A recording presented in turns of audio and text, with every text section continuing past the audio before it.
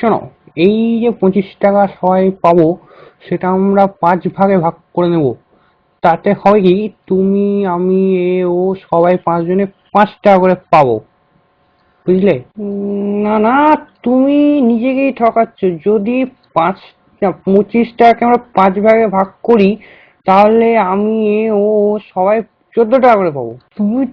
তো তুমি তো একদম গর্ধব দেখছি। আসো, এইখানে আসো, তোমাকে বোর্ডে কষে দেখাচ্ছি। দেখো, এই হলো 25, 25কে ভাগ করলাম 5 দিয়ে, হলো 5। 5 2 যায় না, তাহলে 5 যাবে 25-এ। 5 5 25। না না, একদিনে বুঝছি তোমার কেন বাবা পয়সা খরচ করে পড়াশোনা শিখিয়েছে। দেখো, 5, এই 25কে ভাগ করো 5 দিয়ে। 5 2 যায় না, 5 তো বাবা 5-এ যায়, তো 5 একে 5 বেঁচে থাকলো 5 0 আর 2 20। তো 5 20 4 5 20, তো হলো না? হ্যাঁ, 25কে 5 ভাগে ভাগ করলাম 14 পেলাম। কি যে বলো না, দাও তোমাকে আরেক ভালো করে বুঝাচ্ছি। দেখো, এই হলো 5, 5 5 5 25, বুঝলে?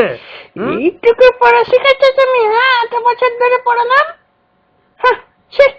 14কে 5 দিয়ে গুণ করলাম, 4 5 20, 5 1 5, 20 5 25।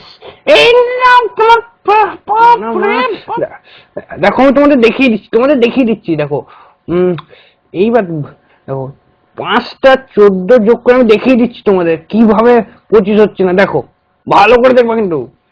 5টা 14 আমি যোগ করবো আর 25 হবে না। দেখো, 4 4 8 12 16 20 21 22 23 24 25 25।